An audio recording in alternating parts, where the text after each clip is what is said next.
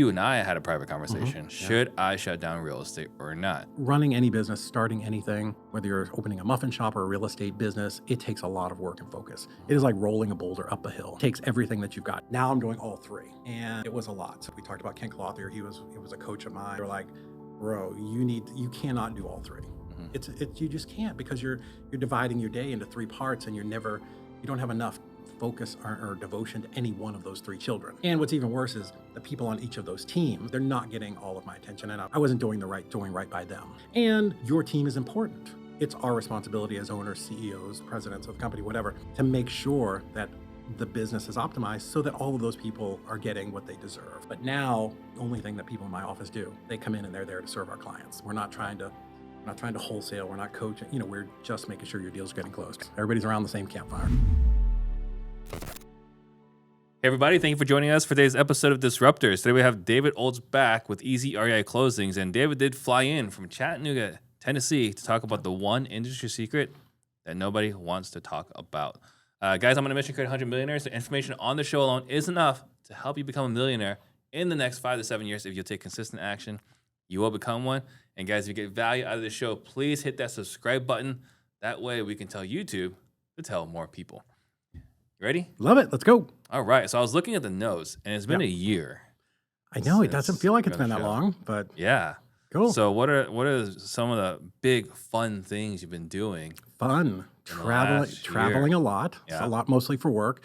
Growing our company, EZREIClosings. We've been on a rocket ship ride. Last year, 2023, we 4X the company, and we expect to 2X it, maybe just a little bit more this year. So not quite what we were hoping for, but yeah, it just keeps growing. For everyone that's listening, I mean, how did you 4X your company? Well, went to a lot of events. I got on a lot of podcasts. We just tried to get in front of as many people as we could and show them why they should not be doing paperwork themselves, right? Why they should be spending time focusing on growing their business, right? And how most investors and wholesalers, how they do that is more time talking to sellers, more time talking to buyers, less time doing administrative tasks. It's almost like having a lot of FaceTime directly leads to revenue. Yes. Yeah, and sometimes it pays off immediate. Sometimes it's 4 months later. Hey, I saw you at this event. Now I'm ready. But yeah, spent a lot of time. I think I traveled over 100 days last year, which was a bunch. Wow. It was a lot. So you were here last year. Yes. And then we got to hang out at Family Mastermind right. last year. What are some other big events that you attend? Oh, let's see. I did Dean Rogers' event out in California. Oh yeah, that was it was in Fresno, right? It was Fresno, who's ever been to Fresno? There wasn't a lot there. We were at this casino way far, anyways, outside of town. I've done, local events all over Texas with, investors that do kind of weekend events, Mike Hambright's events, Investor Fuel, big one, Ken Clothier's events. Goodness, I don't know. Are you in boardroom? I was in boardroom for 2 years. In fact, I went through a CEO coaching. It was amazing. Gotcha. Very cool. Yeah, Kent's great. Yeah, I'm gonna be heading out there, I think 2 weeks. Really? Oh yeah, he's fantastic. Yeah, I spent 2 years working really close with him, and he's a big reason why we grew the company to where we did. Yeah. He, I got on the phone with him. He said, "We need a sales trainer in here. Yeah. You interested?" And what am I gonna say? No, Kent's a legend. He's great. He does big things. So traveling the country. 4X last year, and then 2X this year. Yeah, it's pretty tough to consistly 4X. Like, come on. I mean, aren't you? We have big goals. Aren't you an entrepreneur? Yeah, that was the goal. And my COO and the girl that runs our title company are like, listen, dude, we want it to be sustainable growth. We don't want to grow and crash this thing into the wall, because the most important thing for us is our clients, right? We only exist to serve our clients. So if we grow too fast and we're not able to give them the service, 11 out of 10 services. I know you love that. But if we can't give them the service that they need, they'll just go someplace else or just take it back in-house doing the transactions. So talk about that. Like, with right now, as a wholesaler, obviously the first option is doing it yourself. Yes. Right? Yep. If you and I were doing our own paperwork, dude, I'm the worst. Let me tell you this funny story. So again, I own the biggest transactions company in the country by far, and I am the worst person at it. Like, I started the company because I realized that I'm bad at it, right? I know exactly who I am. I'm a wholesaler. But my mom has some properties And we needed to get them put into her trust. So I'm like, no problem. This is what we do every day, Mom. I got you. 8 months it took me because I was just slow at going and getting the paperwork and getting it signed and pulling the trust documents and just getting the death certificate, just all the things from my dad who had passed away. Who literally, I could have leaned my head out my door to 18 coordinators and said, would one of you please do it for me? And it would have been done in a week, right? We're not good at that. Our personality type, our superpower as entrepreneurs and hustlers is we love to be out there talking, right? And doing deals and doing fun and exciting and high adrenaline things, not doing paperwork. So what happens? It just keeps getting pushed to the side, pushed to I'll the get side. to it. Yeah, I'll get to it. Same reason, your bookkeeper, your attorney, your accountant all hate us, right? Because we never want to do those things. So I can think of every instance. Trying to think of how many good outcomes I've had where I was working with somebody and it was a homie hookup where I was helping them out, or they're helping me out. Yeah. Like, it's cheaper. But man, it's never faster. No, you don't want cheap. Well, people call us and like, well, so-and-so can do it cheaper for $50. I'm like, you should go take a shot with them. Yeah. Like, we are the best for a reason. We're not the most expensive, but we're definitely not the cheapest. Yeah. For us, we want to give you amazing, literally white glove concierge level service, but I have to pay people in my office to do that and provide that for you. None of them work for free. But no, our service is unmatched. Yeah. So first option, doing it yourself, which please, if you're watching the show, please. Yeah. Unless you're doing your very first deal, please don't. Yeah. In the beginning, we all have to do what we have to do, right? Last time I was on, we talked about my story. I was half of broke when I started. Like, I had no money, but I had a wife, 2 boys, and 3 fat dogs. I had to do whatever I had to do. One of the things that really stunted our growth, right, and becoming a nationwide wholesaling company was I had to do everything myself, right? Like, I'm the smartest. Nobody works harder than me. I can't trust anybody. I got to do it all myself. And I had to get out of that mentality, right? Because there's just a limit of what you can do in a month. 3 deals, 5 deals maybe, but you'll just keep hitting that ceiling. You can't do it.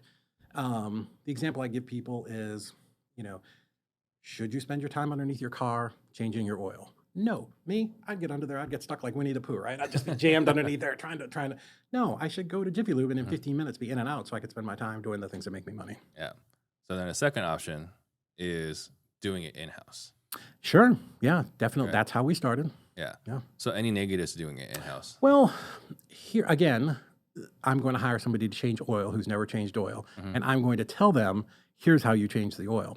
Right. So if you're not good at it, and most people aren't, as wholesalers, it's not wired that way. We're not wired that way, right? So it becomes a hope and a prayer of, I hope I hire somebody. I'm going to hire a realtor. Or you have this fantasy, and I've had this too. I'm going to hire somebody who used to work at a title company. No, those people are $80,000, $90,000, $100,000. They're very expensive people. So what you're looking at is putting ads on Indeed or ZipRecruiter or whatever you're going to use. You're going to get all those resumes. You're going to sort through them and spend that time. You're going to call people in for interviews. People aren't going to show, right? We've all been through that. You're going to go, interview them. You're going to choose somebody. You're going to hire them. You're going to put them on payroll. Now you're going to bring them in and train. Now we're going to start. Now we're going to train them, which if you don't understand how to do it, how are you going to train somebody else? And then you're going to manage them, right? Or you can call us and we can do it all for you just tomorrow and you can have a readily trained team. But the worst thing that happens, Steve, with hiring somebody in-house is you bring in Penelope. She's going to be our transaction coordinator. And she says, yeah, I sent this contract over to the title company and they said it has to be probated. You're like, oh, okay. Just throw this one away and move on to the next one because Penelope didn't really understand the process, right? Because it's not a checklist. Yeah. It's not this like, or even worse than that is a VA, right? But Penelope doesn't understand to ask the right questions. Oh, okay. Well, what can we do here, right? How do we navigate? It's like whitewater rafting, right? How do we navigate this and make sure that this contract gets over the finish line? I had that experience myself. Yeah. Which was like, because I'm teaching her, and it was like, hey, this is what they said. And it's like, well, did you ask this question? No. Yeah. Why not? Right. And I think the other thing too, we had Austin McCurdy here on the show a few months back, and he talked about one of the biggest mistakes wholesale companies make is hiring from title companies to become the transaction coordinators. Yeah, we actually do hire title company people, and 65 or something percent, 65% of all the deals in the United States are retail deals, right? Again, this kind of goes to why title companies don't like investors. So they're the typical title agent deals with realtors, right? Oh, a $400,000 house, bought it 2 years ago, selling it tomorrow, easy peasy. What do we do as investors?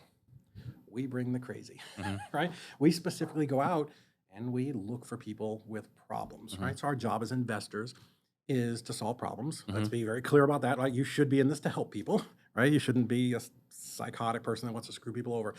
But when I say we want to help people, we go out and we look for pain points, right?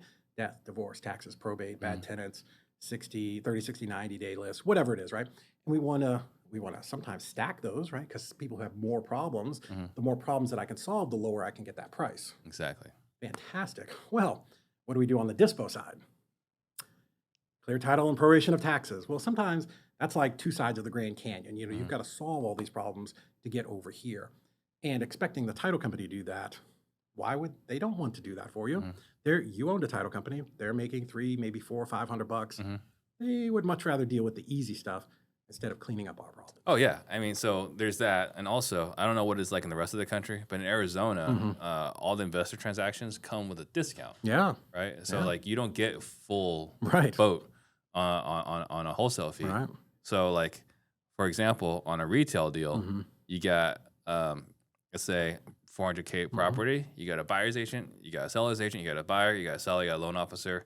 Maybe you got to deal with an insurance guy. Right. Maybe. Right. That's it. Yeah. It's done. So it's a higher price point. Yep. Fewer people. Yep. And then they get to get the full boat on the insurance. And a policy. cleaner title. Cleaner title. Yeah, Right? yeah. Oh yeah, less work. Yeah, cleaner. far less work, right? Right. And then you and I are bringing this $220,000 deal. Yeah. Right, because we're gonna be sub median. Sure. And so 220 versus 400. So Yeah. already Yeah. there's a haircut. Yeah. And then if we have multiple wholesalers involved, Oh, it's the best. right? Now we got multiple people who are urgently wanting this to And close. blowing up your phone. Yeah, Yeah. calling nonstop. We have sellers who are more distressed and more nervous. Oh, yeah. Right. Yeah, we bring the goofballs out. Yeah. Yeah. Actually, I had my team ask me, Steve, why are all your clients this way? I was like, that's who we attract.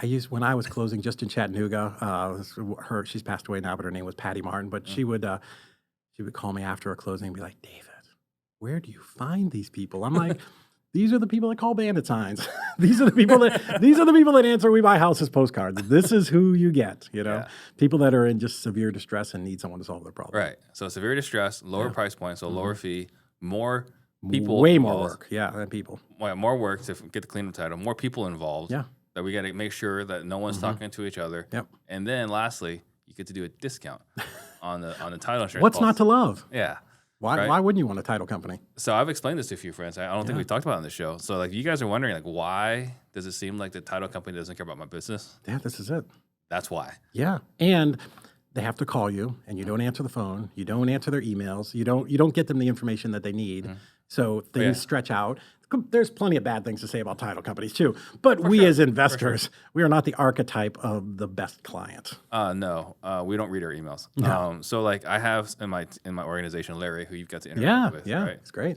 He was a lawyer, so he's very detail oriented. Right. Yes. Right. And he'll complain to me on a regular basis, like, Steve, I sent this email to your client. Why didn't they read it? And I have to remind him, you have to understand, our clients Right. are exactly like me. That's exactly what I tell my team. Right. The same thing. Would you expect me to read this email? And he just rolls his eyes like, I guess not. Yeah, I've had to, as we've brought in and trained and certified coordinators, and over the years we've been doing this for a lot of years, and I have to explain to them, listen, do not send our client War and Peace email, like because the people we hire are the detail people, right? They're like they want to give you paragraph after paragraph. I'm like, I promise you, nobody's reading that shit. Yeah. Nobody's reading any of it, right? They're looking at it and they glaze out and they're done. Send them just the bullet points. I either need a decision or tell me what it is that you want to do. But yeah, we are not those people. So Jason Lewis? I do. Investor Machine? Yeah, yeah. So we worked on something together for a while. It's no longer up and running, but we worked on something for a while. And this is the tip I got from him for our clients, right? So if you're in our sales training program, one of the things we have is a roll call, right? Attendance sheet. So David, on your team, here are the people that attended the training. Yep. Here are the people that had the cameras on. And here are the people that participate in screening. So there's 3 levels of participation. Oh, I like that. I guess yeah. 4 of it includes 0, right? You Yeah, didn't yeah, show up, yeah. right? But did you show up? Mm-hmm. Was your camera on? Mm, And did you participate? I like that. And we send that to our clients. But here's the thing. They get the Google Sheet. They can check anytime they want. Mm-hmm. But what we're doing on top of that, because I know they're not detail-oriented people, they're not clicking on the spreadsheets, Yeah. is just a screen capture Yeah. of the spreadsheet. So they can Yeah. just click on the picture Yeah. and then know who on their team was on the calls and who wasn't. Yeah. I have the greatest COO ever, Heather, and she's amazing. She texted me yesterday. She's like, the reports for August are all done. I'm like, okay, when are we going to sit down so you can tell me what was in the report? Because the odds of me stopping to look at that report are, God bless her for doing an amazing job, but slim to none. Yeah. We just need the reports done. We don't need to actually look at it. Yeah, I want to make sure you tell me if do we have a problem? Just that's what I want to know. Yeah. Yeah. And then the other thing too, going back to what Austin was talking about, was the mistake that people hire transaction or escrow officers. Yeah. Is that it's a different risk profile. You're probably a great closer. You're spending tens of thousands on marketing, running appointments, and getting contracts signed. And we both know the only difference between where you are today, where you want to be, are those contracts that you didn't get signed. If you had those contracts signed, you would have more money to spend on marketing, more cash on hand to hire the person that you've been looking to hire, and you wouldn't lose any sleep wondering if that one contract is going to close, which would allow you to have more free time to spend with your loved ones or working on your business instead of working in your business. Once you attend our 2-day event, you'll walk away with all the tools you'll need to create deep personal trust, overcome any objection thrown at you, and get homeowners begging you to buy their home. So you have a choice. You can keep doing what you're doing now and getting the results you've been getting, or you can join the hundreds of people that have attended and are simply crushing their respective real estate markets. To attend our event, go to closemyself.com/real estate sales, and I'll see you there. It's a different risk profile.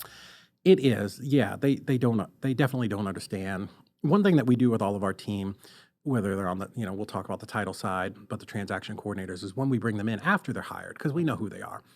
We'll bring them in and we'll give them a disc test. Mm-hmm. Not because I'm going to screen them out. I want them to understand their personality type. And then I have this video that I watch that I show them all the time. It's this little English guy, so it's funny because he's got an English accent. But I want them to understand who our clients are. Mm-hmm.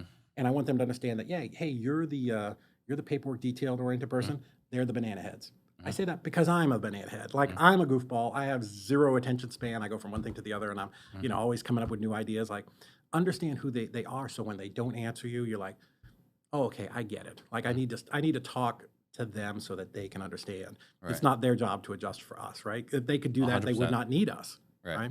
Like we complete them, right? That's our job. Well, is that, and also escrow officers are not proactive people. Yeah. Right. Their job is to mitigate risk. Because it's an insurance game. Most people don't understand. Mitigate risk, and then also not be proactive. They just kind of sit there and wait for the phone to ring. Yeah. Did you do this? Yeah. And that's the worst we can have for a transaction coordinator. Yes. Yeah. Because you need, or you don't have a transaction coordinator, you're trying to do it yourself, right? And again, so we've talked about bad things about wholesalers, escrow and agents and title agents. They never give you everything all at once, right? It's hey, Steve, is this your seller? Is he married? You're like, oh, geez, I don't know. Hey, Joe, are you married? No, I'm divorced. That heifer, whatever. Hi, no, Penelope, no, he's divorced. Great. When did he get divorced? I don't know. Joe, when did you get divorced? Oh, 3 weeks ago, whatever. I'm like, okay, great. Got divorced 3 weeks ago. Oh, great. Well, that was while he still owned the house? Yeah, I think so. Great. Well, now we need a divorce decree. God bless it. It's never just like, hey, here are all the things we need. It feels like it's death by 1,000 paper cuts. It's one little piece of information at a time. And what happens is this takes you out of the game. Now you're on the sideline filling out reports and doing emails instead of doing what? Talking to buyers and sellers, things that make money. Yeah, income producing activities. And then I've noticed you're making a lot of content with our friend Robert Wensley. Yeah, Robert's my boy. I was, I don't know if we've talked about this. I was user number 11 on the system way back when you first started. You were. I was in the first round of Cartel Bosses. Yeah, been there forever. Gotcha. You got anything exciting going on? We do. We actually have a partnership with Investor Lift coming out called Title Lift, and we'll probably be on the show. We'll be talking a lot more about that coming up. But it is a very exclusive title company just for Investor Lift users. That's exciting. It's going to be very cool. So I did a podcast. So I spoke at WealthCon, right? Yeah, Nate's yeah, event, Ryan's. a month or two back. We did And- Ryan's account or transactions for a while. Yeah. And while I was there, I did a podcast with Brian DeVilla, Mhm. right? And on that podcast, Brian was the first one that I did a full breakdown on why I shut down my real estate side, Yeah. right? And he was really excited because, like, oh, I'm the first person that gets to talk about this on the podcast. Like, yeah, you're the first person. Really? So a friend of ours, Josh, Yep. reached out to me and it's like, hey, talk to me about you shutting down your real estate side because Yeah. I'm doing real estate, I'm doing mortgages, Mhm. and I feel like I am not making any progress. Right. And to which I share with him that you and I had a private conversation Yep. about this because I was wondering, I was on the fence, should I shut down real estate or not? Yep. Right. And as I say this, like, we just closed on a transaction, not because we wanted to. We actually tried to get out of it. Really? The seller wouldn't let me. And so I shared with him that Jason Medley, a collective genius, has been in my ear Brilliant. for years. Like, Yep. you need to focus. You're doing a terrible job of focusing, Mhm. right? Just Yeah. do one thing and one thing well. Right. And I have my own self-image issues. And then Paul Sparks, who I worked with at Whale Club, also has taught me a lot about, like, hey, you only have so much time, money, and attention, Mm-hmm. and you've got to split focus, Mm-hmm. right? And so then I did my vivid vision. I was like, yeah, I don't see real estate in I my love Cameron. He's great. 3-year plan. Yeah. So I talked to you. Mm-hmm. Yep. So, and we had a I know. I lengthy saw conversation. you. I'm like, oh my God, you called. I'm like, what did I screw up now? Let Yeah. me pull over. Well, I called you at like 5:30 my time. Yeah, it was late. I remember exactly so where I was. I think you're East Coast? East Coast, yeah. It was 8:30 your time. Yeah. So thanks for taking the call. Oh, always. So let's talk about that conversation. Sure. What got you to, because you're number 11, user number 11 on Investor Living, Yeah. Cartel Boss. Mm-hmm. Yeah. Cartel bosses were not small fries. No. We were operating in 28 markets across the country. Yeah. Yeah. You even had a dispo course? Yeah, I still do. Still teach it and do consulting every so often. Not often, but if somebody's like, I know a personal friend says, hey, can you come help my team? I will. Yeah. So Mm-hmm. you do the dispo course. You were doing nationwide dispo. Yeah. Yeah. So that's a pretty big thing to shut down. It was. We were making a lot of money. We were $1 million company. Yeah. Yeah, it was. And let me say all of this. Like, I am in my soul, in my core, a wholesaler. Mm-hmm. A lot of people say, I do real estate. It's a vehicle. I love it. Mm-hmm. Like, when I'm driving down the road and I see a vacant house, I'm like, somebody needs to go call them. I've seen it empty now. I was driving through a part of town the other day and I'm like, I wanted to write down the addresses. Like, I am an old school knuckle dragging wholesaler. I love wholesaling. I love real estate. I love the whole game. But, yeah, I think to go backwards, one of the things that made me successful in the beginning was extreme focus, right? So we talked about this last time. When I started wholesaling, I was half broke. I didn't have enough money to even be considered broke. But the reason that we broke out and did so well was, real estate and wholesaling was the first thing I thought about in the morning. Before I put my feet on the floor, I had my little affirmations card that I read, which is amazing, and everybody should be doing it, as hokey as it sounds.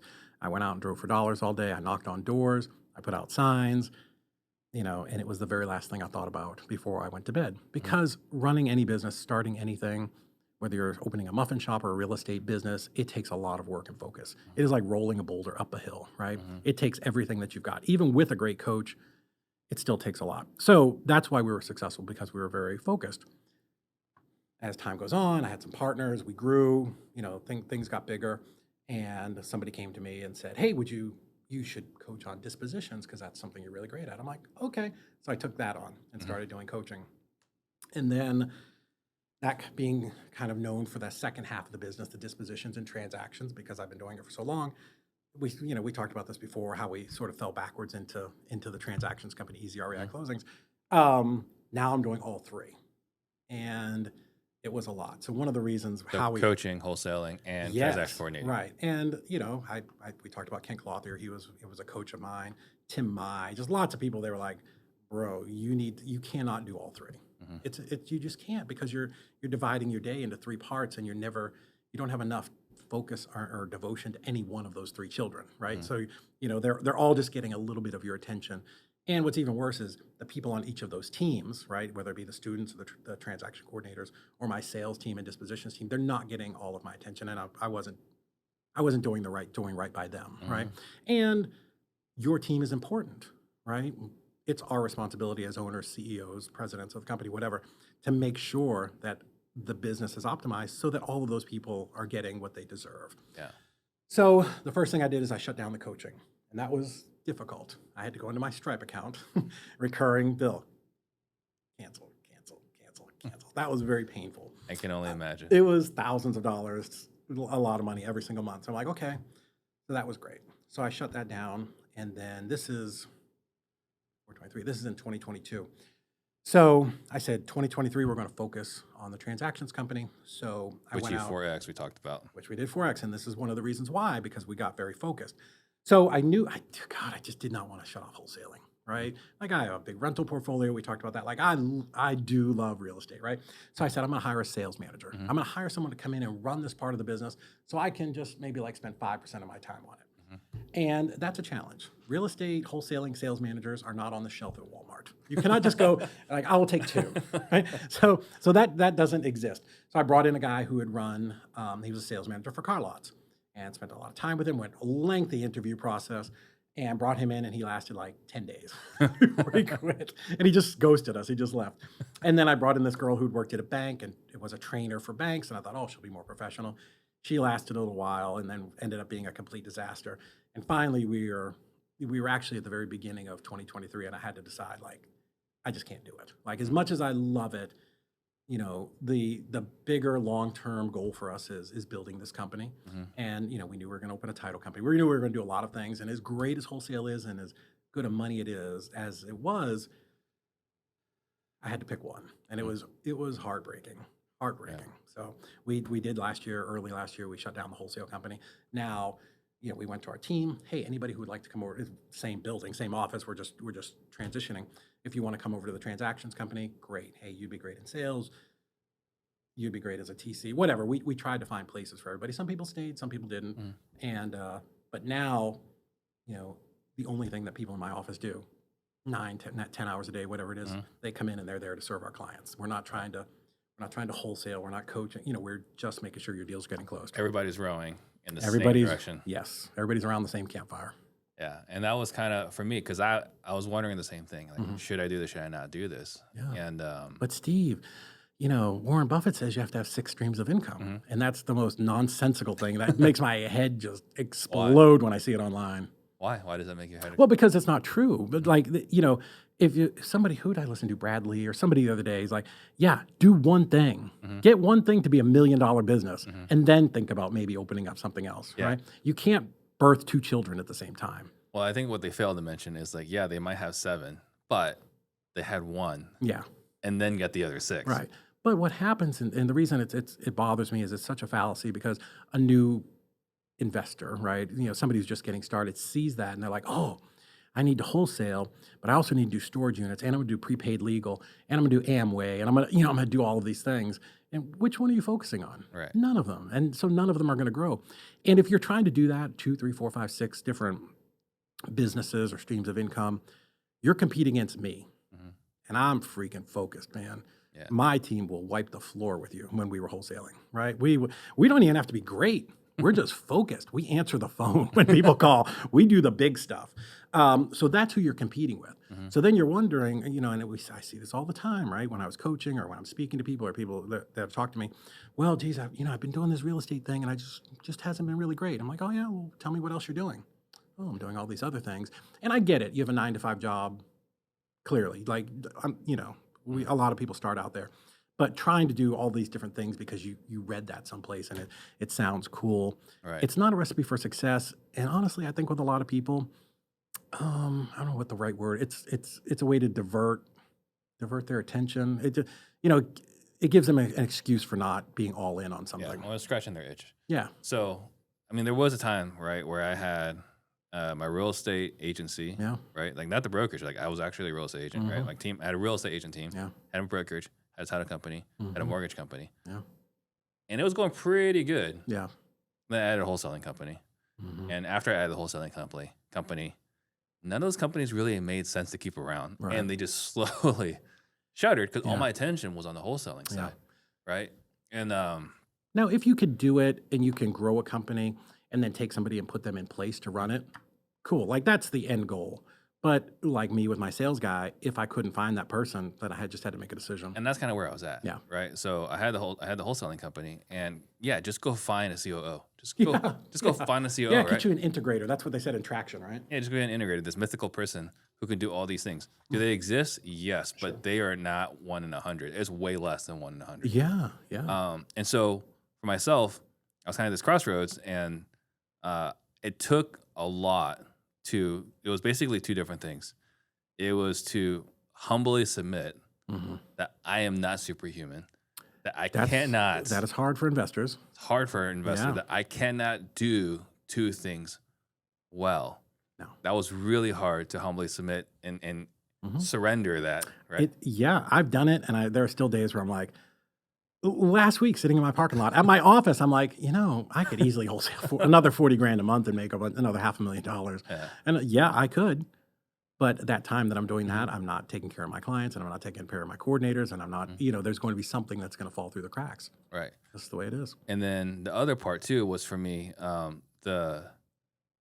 I've been buying houses since 2005, Mm-hmm.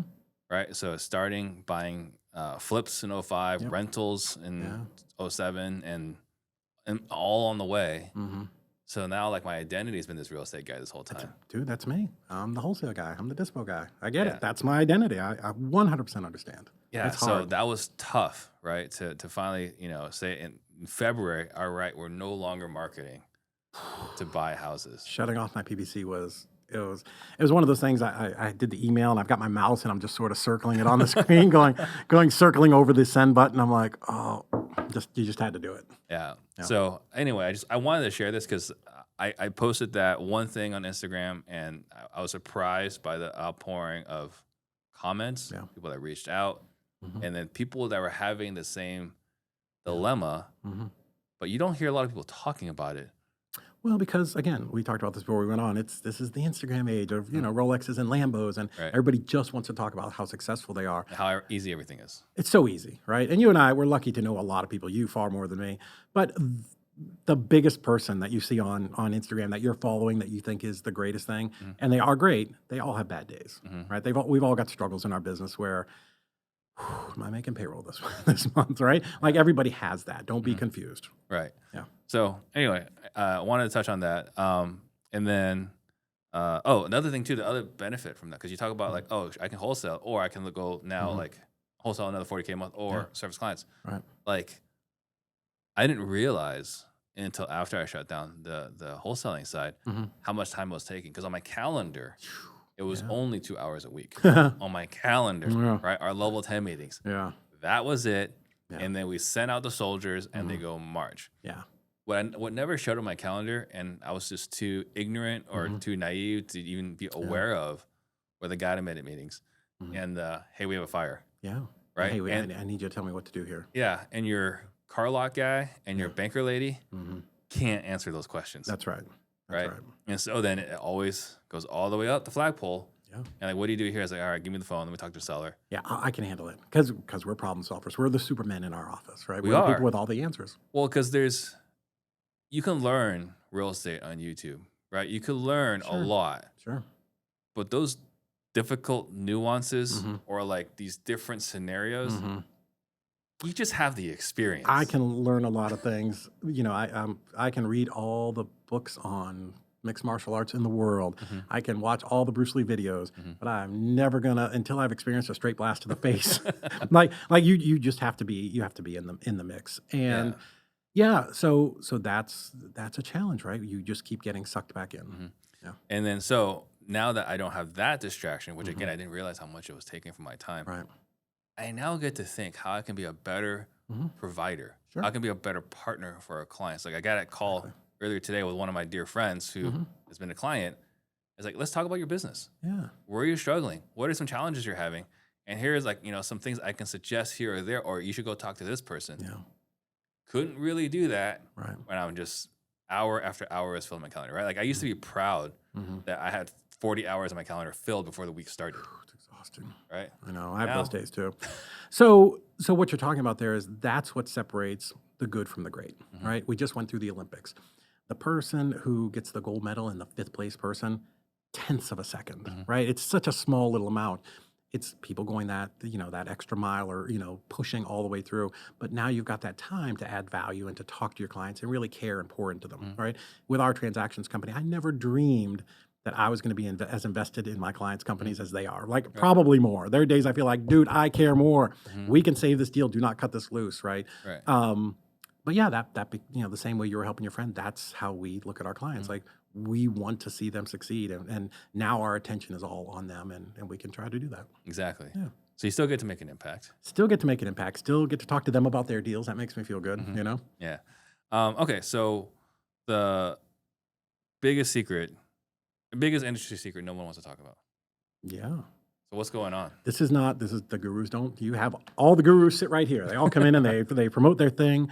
How easy real estate is. So shocking statistic that we got the other day. So we also own a title company that's exclusive for our clients, and we are getting licensed in Florida. And the underwriter from First American told us that 60% of investor contracts in the state of Florida do not ever close. Nobody tells you that. No. Oh, it's going to be easy. I read Rich Dad Poor Dad. I'm going to go talk to somebody who wants to sell their house, and then I'm going to go sell it to an investor, and I'm going to take it to a title company, and bing, bang, boom, I'm going to make $40,000. So you're dating yourself. Yeah. Yeah. It's not Rich Dad Poor Dad, it's Instagram. Yeah, that's true. Right. I saw someone on Instagram flashing a cashier's check, sharing how easy it was. Yeah. And they got into it. And I get it.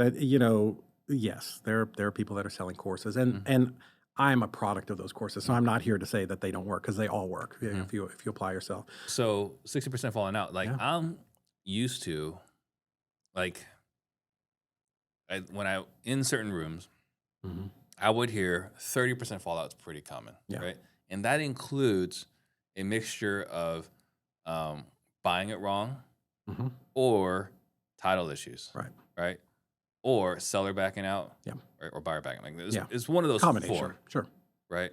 30% was pretty normal. And then when things got harder, particularly with the interest rate hikes in 22, and then kind of where we are today, 50% was kind of what I've heard. Yeah, me too. Fall out until last week. Like so 60%. So we're in Family Mastermind, and remember about a year ago, Sherrod and I think a couple of the other CRM guys, they put together a little report that said like 48% of their deals on their CRMs weren't closing. So I fully expected that. To hear 60% was shocking. What do they attribute it to? So they don't have stats. That's just First American. They just look at files open, files that don't ever close, right? So that's it. So I think you're right. There are a ton of title problems, right? Again, nobody gets into this business to understand how to not go through probate, right? Or how to fast track a bankruptcy and get a release from the courts, or what do I do when there's 23 heirs? What do I do when there's a lost mortgage, right? All these things that derail your contract and make you just throw those away. That's something that we really specialize in helping people. But also, I would say the next biggest thing that causes contracts to die is a bad sales process, right? And I get it. I've had an acquisitions team, 8 people sitting in a room, at desks all around the wall, and they're all day long. They're talking to sellers, and all they want to do is get that contract, right? They get up every morning, they come in fired up, they just want the contract. If you'll just say yes and sign, I get to go ring the bell. And maybe they didn't ask the question like, "Oh, the kitchen's fine. Tell me more." Oh, plywood cabinets with a green countertop and a little metal band that goes around it. I should probably budget for a low enough price that somebody can replace the cabinets, right? But if they don't ask good questions, how's the roof? It's great, no leaks. It's 42 years old, but no leaks, right? We've been lucky. At least. Yeah, right. So I think a bad sales process, not asking good enough questions or good follow-up questions, I think that attributes a lot to it, because you think you have a deal, and I've been through this, you've been through this as a nationwide wholesaler, and then I put it out to my buyers, and they're like, "Bro, $15,000 for repairs? What are you, crazy? It should be like 60." You're like, "No, come on," right? Because we don't ask good enough questions, or we just fumble some part of the sales process. So those are probably the 2 biggest things: title issues and bad bad acquisitions process. Then of course, you do definitely get some sellers who want to bounce out on you and not follow through, right? And there's certainly ways that you can mitigate that. And then, you get, I think probably the least common thing would be buyers that flake out. Mm-hmm. Yeah. So let's talk about the sellers bouncing on you. Yeah. Why do you think the sellers might be bouncing on you? Well, I think it's pretty common. Again, who are we? We're very frenetic. I'm gonna lock up my seller, and then now I'm gonna change my hat into dispositions, and now I'm in dispo mode. Right now I'm gonna go out and find my buyer. And then I find my buyer, and what am I now? I'm gonna try to get this thing closed and do it all myself, right? Again, trying to do everything, right? And then I call Mrs. Smith, and I'm like, "Hey, Mrs. Smith, great news! We're ready to close on Tuesday." And she's like, "Who are you?" Like, "Oh, I'm buying your house. Remember we talked 6 weeks ago? Oh, I didn't know you were serious. I haven't heard from you. I signed a contract with Steve because he talked to me 3 weeks ago, and he said he could close in a week. So yeah, I'm set to close with him like tomorrow." So I think that's the biggest reason that sellers back out. I know that a lot of people love to post about, "Oh, this person snaked my deal." But the reality is you probably didn't, you didn't have, again, a good sales process. The seller didn't feel like you could really solve their problem. And you can talk people into signing a contract. And then afterwards they're like, I'm not doing this, right? Like, because some people are just so talented on the phone. But a lot of times it's you just didn't have good communication with your seller. That's one thing that we do at Easy is we make sure that we touch base with your seller every single week, right? Make them feel good, make them feel comfortable. "Hey, Mrs. Smith, just want to follow up. Our weekly touch base that, hey, we're still scheduled to close on September 21st. Make sure everything is good. You have any questions? Let me know." Every week we do that. So they're like, "Oh, great, this is really going to happen." Because if not, if you just leave them hanging out there in the wind, you're like, when you call her, she's going to like, "Well, I thought I was selling my house to Davey. He seemed like such a nice boy, but I haven't heard from him, so I guess it wasn't a real thing." Yeah, I'll sign your contract. Yeah, the most dangerous thing about silence is the imagination starts going. Yeah, be in a quiet room and let's see what your brain starts thinking up, right? And the imagination is never in your favor. No. Well, and think of who you're talking to, right? Again, our job as a wholesaler and investor is to help people. These are people who are distressed and have a problem, right? That's why they chose to call the bandit sign on the side of the road that says, "We buy houses," invite you over, let you walk through their house, and 10 minutes later signed a contract, right? These are people that it's keeping them up at night, this property, right? So you're going to solve that problem. But if they don't hear from you, now their confidence in you starts going down and down and down. There's a story that they're telling themselves. Right. And we can either impact that story with weekly updates. Yeah. Or we can, I guess, not impact that story. Yeah. And then it becomes a nightmare. Yeah, exactly. Yeah, we bolster the bad things that are going on in their brain. Yeah. No, 100%. Yeah, and that's one of the biggest things. This was not a common thing when I got really focused in wholesaling. In 18 is when I really, really went all in on wholesaling. Weekly updates was not a thing, right? No, we did it because in my business, I'm like, what's happening with these people? Like we ran a real company. Like all the things that we do for our clients at REI Closings is because that's the stuff that I put in place for my company. And I'm a dick. Like I want stuff to be run right. I may not be the most organized person, but I can spot a problem and go, let's stop hitting ourselves in the face with this brick. Right. Let's put an SOP in place so that we can stop this. And that was one of those things, weekly touch-ins. Well, that was something I took when we implemented from my realtor days, right, wearing my realtor hat, is that with a homeowner, as a listing agent, man, if they called you for an update, you're already behind the 8 ball. Oh, yeah. And you got to fix this mess, Yeah. right? Versus a 5-minute call once a week. Everything's good. Yeah. Everything's fine. Perfect. Right? It's like, But if I don't call you and then you call me 3 weeks later, I got to fix your emotional situation right now. Yeah. I got to go put out more fires. Right. I got to calm you down. Yeah. It gets me in a bad mood and just completely sets me off my game. Right. Yeah. Now you're worried about, oh my God, are they gonna bounce out on me? Are they gonna go talk to somebody else? Because if you do that little thing, if you touch base with the seller, when that other wholesaler calls them, not like, let's just set unscrupulous people aside. There's some, but that's not the majority. Right.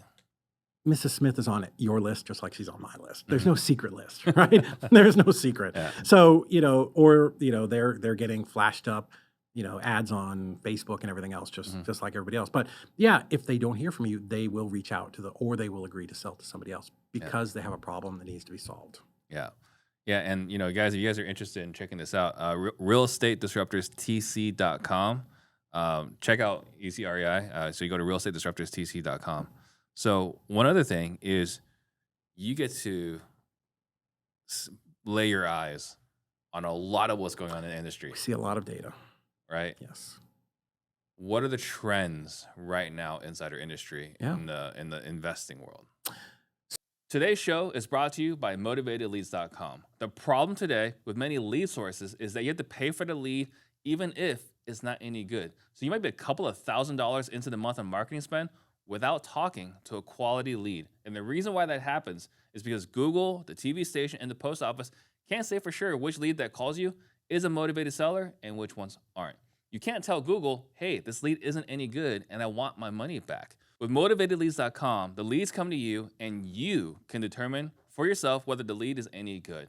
And if it's already listed, a piece of land, a mobile home, or from a wholesaler, you can simply request a refund. One of my biggest pet peeves is when a wholesaler clicks on my PPC ad and asks if he can put me on his buyer's list. With Motivated Leads, you won't have to worry about that anymore. Go to motivatedleads.com, tell them Steve Trang sent you, and get a $300 credit today. In the investing world. So we had a shift a couple years ago. Novations blew up, right? Brewer, Corey Geary, all these guys, a couple of them came out and Novations just took the country by storm. And it just gave us another outlet, right? Another way to go out and lock up deals that otherwise we couldn't, right? If you think about the best wholesaler, who's our buddy with the beard, RJ Bates, right? Locks up probably 1 out of 10. And he's a freaking the champ. Awesome.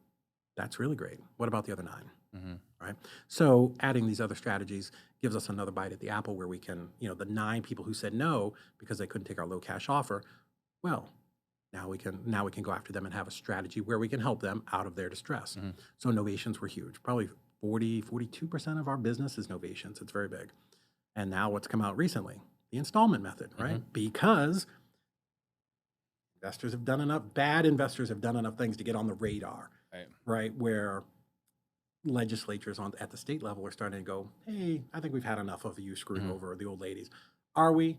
As a whole, no. As a whole, we move the country forward. The industry, we are out there buying the houses and contracting the houses that nobody else wants to deal with, right? So if you were to wipe out all the investors with a snap of the finger today, it would cause a problem. It would. However, bad news is what sells, right? And there's no political party that loves us. We are an easy whipping stick for Republicans and Democrats, and we're the big bad investors. So anyways, states have been trying to outlaw, legislate, curtail wholesaling for a number of years.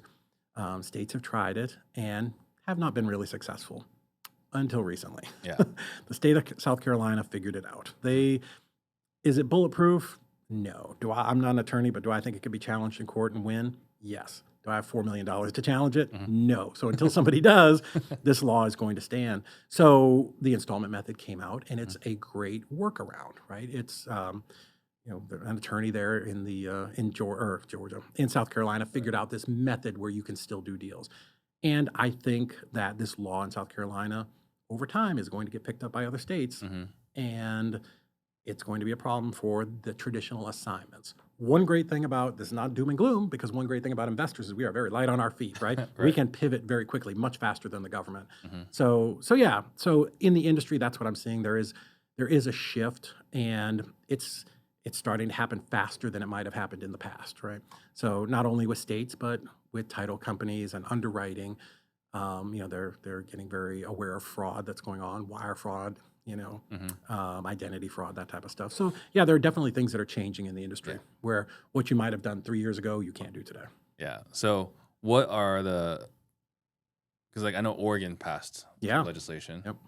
And then I think right behind them, was it Iowa did something? Pennsylvania, I think, has something on the books. Pennsylvania just passed something, but even before Pennsylvania, I think it was Iowa, or it was one of those states up there, right? And then Pennsylvania is making it where you have to become licensed, the wholesale, right? And it's a built-in 30-day right of rescission, which from the homeowner. Legal? I don't know, but that's what passed, right? Everything's legal until it gets challenged, right? Right. So are you seeing, as every time one of these legislation changes, you're seeing Yeah. a shift in the market? Sometimes or a small factors? shift. There are some states where attorneys and title companies are like, nope, we still think we can close. Mhm. And that's okay. That's their law license. That's their business. There are some attorneys who will still close an assignment in South Carolina. I will not name check them because they don't want the notoriety, but Mhm. we do it. I mean, we do it for them. It's good until it's not, right? But yeah, I think there's definitely a shift. People are looking, and honestly, well, like with the installment method, like it's a great system, but it's not anything new under the sun. It's probably what we did 40 years ago, Mhm. right? Where now it kind of what's old is new again. So, what I tell a lot of people, Tim Harridge, him and I have talked a lot. I think we're going to go backwards in time where you have to actually close on your deals. Yeah. Luckily now, funding is not a problem, Yeah. right? Like you can literally call up, throw a rock and hit somebody who will fund your deal, right? Because Yeah. there's so much money available in the Yeah, it's industry. Tim Harridge with what was the name? of his Turnus. show? Turnus. Yep. Yeah, he was on the show. If you guys haven't seen him, he was on here about a year or two ago. But Mhm. yeah, Tim Harridge. Fantastic. So smart. Yeah, big freaking deal. Yeah. So, so you're seeing more installments. What's fascinating is Devin Robinson. He was on the show. Mhm. He is just crushing the competition right now Mhm. with installment method. Yeah. And what's fascinating is I believe he was on the show around November of last year. Mhm. We started talking about it. Yeah. Right. But no one really listened. They're like, there's no way this will ever Yeah. change. Yeah. There's no way. Listen, I'm that guy. I've said too. I don't think you could take away assignments. I think it's just built into It's a common law. constitutional right. It's I don't know. It's in common law and it's so baked in. But they figured out a way to I think to make it really hard. I think it's the Uniform Commercial Code, right? Yeah. Like it's built in, right? Well, and there is some provisions within that South Carolina law that says it doesn't apply to assignments because you can't take away the right to assign a contract to buy a truckload of Diet Pepsi, right? So because assignments happen in all industries, not just ours. We think we're special with assignments, but it happens every place. So there had to be some provision to where you can't outlaw that. Yeah. But they made it very difficult to successfully assign real estate. They made it more challenging, right? If nothing else, they raised the bar, or not raised the bar, raised the barrier. Yeah. Right. And so I think the point where I want to go with this is that for those of you guys that are paying attention that aren't doing it, like Devin is just giggling like a little schoolgirl right now Yeah. because his cost per lead Mm-hmm. has gone down dramatically. Yeah. Because even though we've been talking about it for 9-10 months, Yep. all the people that were like, yeah, it'll never happen. Yeah. He's the biggest player in the market now. Yeah. Well, how long did Brewer talk about novations before it really hit? So I remember when I met him in April of 2020. Yeah. Sorry. I met him in 2020. This is the very first live event after, this whole toilet paper crisis situation. I met him in Florida. So I want to say maybe like June of 2020. Somewhere around there. And I had him come on in August onto the podcast here. Mhm. And that's the first time the industry Yeah. was aware of novations, right? Before that, it was only known inside of Collective Genius, Right. right? So we made it big in August of 2020. Mm-hmm. And it wasn't until 22 Mm-hmm. when the interest rates spiked Yeah. that novations took off, Mm-hmm. right? So it wasn't until it was needed that it Yeah. took off. Right. But we also had we didn't feel enough pain. not enough pain. But Right. Adam Devine, who's also been in the show, he crushed it Yeah. when the interest rates hiked Mhm. because he was prepared for it. Yeah. And same thing with Devin here. Like the fact that he has his cost per lead has gone down Mm-hmm. and he's winning more appointments. Mm-hmm. I think everyone is like watching right now. If you're not We- at least considering We have it. one of our very biggest clients at EZ that came through the installment method. They've got at least 20 open deals right now. Yeah. Like they are absolutely crushing it. Now, it's a little tricky in certain states, right? Sure. It's something that the process has to be a little fine tuned because some states have different laws. But it's a good strategy. You want, it doesn't fit every situation, no, but just like neither does sub 2, right? Neither does novations, neither does an assignment, but you should definitely have it in your tool belt. Yeah. So I think if you guys are paying attention, Yeah. if you want to be, if nothing else, prepared, right? Not saying buy it, but at least be aware of it so Right. that you can turn around and do it when you need to do it. Yeah. Anything else you're seeing out there as far as trends? Because again, you get to lay your eyes Yeah. on a lot of We closings, do. a lot of problems. Yeah. Yeah. Fraud has definitely picked up. Mhm. People who are not the owner trying to sell. And, it's not just, we do get the random person who signs a contract who, is not the actual owner. A lot of times, and this is at least once a week, it's one heir who's trying to screw the three other heirs. Yeah. Yeah. No, I'm the only heir. Wait a second. We're looking at the obituary. Who's Bob, Sally, and Sue? Oh, yeah, they're About dead. that. Yeah. Yeah. So yeah, we're seeing a lot of that, and that's something that we have to be very careful of, right? We don't, because not all of our clients are assigning. We have a lot of our clients who are buying whole, bringing things into their own portfolio. And we want to make sure that we're protecting our client too, and making sure that this is a legitimate transaction. And we have stopped stuff that a title company has said, yeah, we're ready to close. And we're like, yeah. We're not, like, we can't get this person on the phone. It's all text communication. Like, it just something doesn't feel right. So, Yeah. And, I owned a title company. Yeah. I don't have it anymore. I'm kind of bitter about it. If you guys have listened to the episode, I have to call you about, right? yeah. I'm very angry with some people. Anyway, so I don't have that anymore. But where I was going with this, title insurance, Yeah. for the most part, not really that important. For the most part. But Yeah. then every once in a while, you It's- sell a property Yeah. and not the seller, the person pretending to be the seller Yeah. fools the title company. There are a lot of things that cause title claims. Yeah. Is title insurance, could you do without it? Yeah. Have I done it without it? Yes. Because it's a big expense, especially if you're buying and holding, right? I remember I was closing 6 properties in one day, and I wasn't smart enough to combine them all into one transaction. And I had 6 transactions, 6 title policies. It was incredibly expensive. Is having a good title search more important? Yes. This is not, don't call me and say, close this without title insurance, because we No. probably don't want to do it. No. But things are never a problem until they are. Mhm. And I had one of those. I closed on this deal, and my friend who ran the title company, they missed a memorandum on a property. And I went to immediately turn around and resell that property for like $30,000 assignment fee, profit very quickly. And the next title company, because it was the buyer's choice, they're like, oh, hey, there's this thing, you need to clear it off. I couldn't do it. I had to do a super quiet title. I was pretty happy that I had title insurance that day to make sure I wasn't going to have to come out of pocket for all the legal fees. Right. Yeah. Yeah. So 98, 99, maybe, or at times out of 100, or maybe 999 times out of 1,000. Yep. You don't need title insurance. Nope. But the time you needed it, Yeah. a large check. Yeah. Do you want to write a $400,000, $500,000, $600,000 check to somebody and be, hauled into court and be held liable and have everything you own liened? No. Get title insurance. Exactly. Yeah. So yeah, you guys are doing any kind of creative deals. Oh, let's talk about creative deals. Yeah. Love them. So you guys are doing creative deals as well. We do every type of deal. So we are the only transactions company that has closed deals in all 50 states. A lot of people say, I can close deals, but we have actually done it. We have the HUDs to prove it. And, one of the things that was important as a real investor when we started this company 3-4 years ago is I knew that you were going to come along, and you may, you may operate in West Virginia and do assignments, but clearly there's going to be a day where you want to do a sub 2 in Michigan or an ovation in, New Hampshire or whatever it is. So we knew going in that we need to be able to handle for our clients any transaction in any state. So yeah, we do a lot of creative deals. We work a lot with the sub 2 community because we can do them very effectively and much cheaper. But we also, Eddie Speed, I know he's been on the show. We love Eddie. We do all of his note closings. So we do lots of... You guys do note closings too. Oh, Eddie, yes. We have 2 people in our office that are just dedicated in the title company to handling Eddie's deals. Wow. Eddie does a lot of deals. Yeah, he's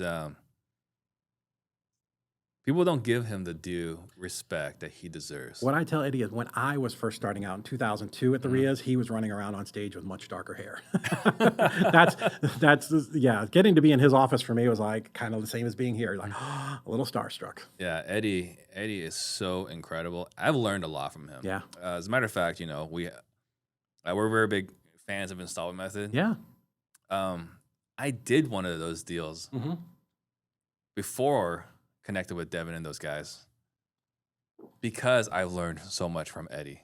Oh, Right. Eddie, I didn't mean to cut you off. I've sat in his office and and he talks with an accent, but he starts doing this deal and how they buy this property and they buy it for $100,000, but then they break up the seller finance payments into 15 years and they sell off like a 15-year portion of the note for Partial notes. 99,000, and then they've got this other 15 years and they put it into an IRA account. Like I'm like, dude, I feel like I'm pretty smart and better than 95% of people in this industry, and you lost me. Like, I don't even know what it's so high level. It's crazy. It's a lot of fun to listen to him. It's awesome. Because he also talks kind of fast when he gets into it. Fast Eddie. Yeah. Yep. And so for me, it's exciting. Every time he starts like doing a deal breakdown, I was like, Yeah. that's awesome. Yeah, my head spins when we're done, but yeah, following it, I'm like, who thinks of this? This is incredible. Yeah. Yeah, there's so many great ways to do deals. So if you guys are wholesaling, innovations, installment, creative, any kind of Sub-2, creative, any kind, Sub-2. wraps, all of them. or notes now. Yeah, notes. We do a bunch of notes. Yeah. So go to realestatedisruptors.tc.com. Yeah. So what are you excited about right now?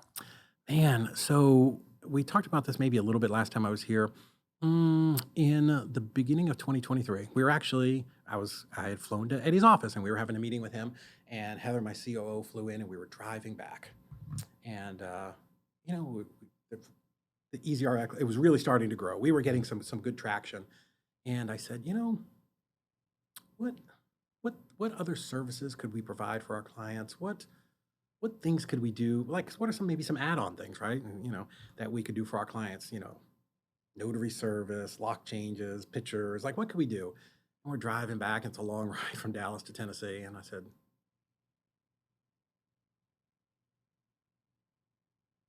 title company? Are we smart enough to do that? Can we do that? Like, surely you have to be qualified, right? It's just not like any banana head can open a title company. And she's so amazing. She's immediately pulls out her laptop, starts looking for title companies for sale. And we were already getting paperwork on title companies, nationwide title companies that were for sale. And we really looked at that. And why would we want to open a title company? Because everything that we do in our company, I'm trying to compress time for the investor, right? How quickly can I go from the moment you get Mrs. Smith under contract to the day you get paid, right? And we could talk a lot about title companies because they're not all great. But how do I compress that time and get you paid quicker? If I can shave 10 days, if you can go from 45-day close to 35-day, what's that do for your cash conversion cycle? It's over the course of a year. 20% cut. Yeah, right. So, so we came back and we started talking. There are a couple of title franchise companies. They're not really great. Talked to Rob Wensley. He's like, don't do that. So we decided to open our own title company. We brought in a partner, my friend Megan, who's amazing. She runs Key Title and Escrow in Chattanooga, one of the biggest investor title companies in the state. And we coaxed her into coming over and opening Easy Title and Escrow with us. And the whole goal for that was to be exclusive just for our transactions clients, so that we could make sure that we gave them the best service. And, as a TC company, we have probably 400 and something partner title companies across the country. And when we call them, they pick up the phone because we do a lot of transactions. In 2023, we did 2,202 files, $238 million in closings. So, we're kind of a big deal, right? I've had the VP for First American and Old Republic, in our office because they come to visit us. So anyways, but still, even with all of that clout, they still suck sometimes, right? They don't answer the phone. They don't get back to you quick enough, none of that. So if I could have my own in-house title company, right? And it's literally just one of my coordinators gets up, walks down the hall and goes, hey, I got Steve's deal here. He's waiting on this. Are we clear to close? Now what does that do? How does that compress time? Yeah. So that's what I'm excited about, is opening our title company. I can say for sure, right? If you go out this door right here and you walk down the hall, that's where our title company was. They didn't always answer the phones. No, because even though I was a partner, they didn't always answer the That's phone. terrible, man. Hurt your feelings, I bet. Well, I was a smaller partner in it. But still a partner. But they had a lot of retail deals, and my wholesale deals are not as important, no matter where I sit, as their retail deals. Right. But when my TC opened up the door, walked over to the next building, and was just smiled as she walked by the front desk receptionist and right into the escrow officer's office, And sat down. things got done. It's amazing, right? It's amazing. Proximity is power. Yeah. Yep. So I'm super excited for you there. Yeah, thank you. It was a big lift. And, again, to go back to investor mindset, there were such goofballs. It'll take 10 minutes, right? We can get this done. And Megan came in and she's like, nope, this is going to take 8 or 9 months to get this up. No. We can do it in 5. Yeah. Because I can will this into existence because I'm an investor and this is what we do. And she's like, yeah, no, but happy to try. Getting into the state of Texas, which we finally got approved last week. So we're fully licensed and ready to go in Texas. 8 months. It's ridiculous. For a state that's a bunch of cowboys, it was the most paperwork intensive place that we've ever, everything is backwards in Texas. It was a struggle, but you have to be licensed there. It's one of the biggest in the country. A bunch of cowboys, but I would argue Arizona's the Wild West. Oh, yeah. Oh, Arizona, we're licensed in Arizona. It was nothing. Fax us over a copy of your driver's license. You're ready to go. Anything goes. Yeah. We had a person come on the show here. I can't remember who it was, but he lost his driver's. No, he didn't lose his driver's license. He left his wallet in the Uber, and it was gone. And the great thing about Arizona is that a picture of your driver's license counts as driver's license. Yes. Yeah. So he had no problems going through the airport and boarding a plane. Really? But that's not true in all 50 states. Right. So this is a Wild West. Yeah. I like it out here. That's great. I'm filming this video for the man himself, Mr. Ian Ross. The guy crushes. The guy's the best person in sales I've ever seen. I've invested elsewhere and I haven't got the same results. I've gone from being a seller, making 5K a month, to being a hybrid role, making 11K a month, to now be 4 months down the line from 5K to on a closing opportunity, inbound, full calendar, with the best opportunity, the best offer in my space. OTE is around 20K a month from month 2. So I've gone from 5K to 20K. If that's not a return on your investment, I don't know what is, man. If you're a salesperson and you don't invest in sales training, you're gonna get left behind because your job is to be better at sales. And sales training directly makes you more money. My name is Lance McCann. I've recently switched sessions with Ian Ross. Those conversations with Ian has made me $50,000 in the past 2 deals that I've had. I was able to renegotiate, go back and renegotiate the original purchase price on one deal, and I saved $40,000, and I got another $10,000 off my other deals. Call Ian, give him a chance. You won't regret it. If you like what you just heard and you'd like to have similar types of results, similar success, text CLOSE, CLOSE, to 33777, and we'll see if you qualify to join Advanced Sales Mastery. We are taking people from good to great. That's great. I do love it, except it was like 108 today. It's so hot. Yeah, it's uncomfortable if you're under the sun. But it's a dry heat, right? Yeah. Listen, when I was here last summer, I rented this big house because we were going to have some clients over. And I got here at like 8 o'clock at night, and it's a beautiful pool at this Beautiful Airbnb. 8 o'clock at night. Yeah, it's great. Oh, yeah. you got a pool? Yeah, well, I jumped in the pool, and I'm like, oh, it's going to be so refreshing. I'm like, the water was like 90 degrees. It was bath water. I'm like, this is not refreshing. I'm Well, getting the out. trick is to get in and out of the pool. Yeah, I guess that's the trick. Yeah, I don't know. No, I do. I remember, you probably don't remember the first time we met. You remember? I remember you coming here to visit once. Nope, before that, though. Before that, let's see, was it at one of, was it Carlos or Robert's events? Nope. So Brent Daniels, the event maybe like 3 years ago where he had everybody and they were doing the toy drive. And you guys were all there for lunch. Oh, yes. So I showed up, and remember everybody goes in the elf costumes, the whole Everyone thing. but me. Yeah, it wasn't me either. But they tried to give me one. I'm like, no. And we met. But anyways, it was December, like the first week of December. And I said, this is the greatest place I've ever been to. It's brown, cool mountains. There's rock everywhere.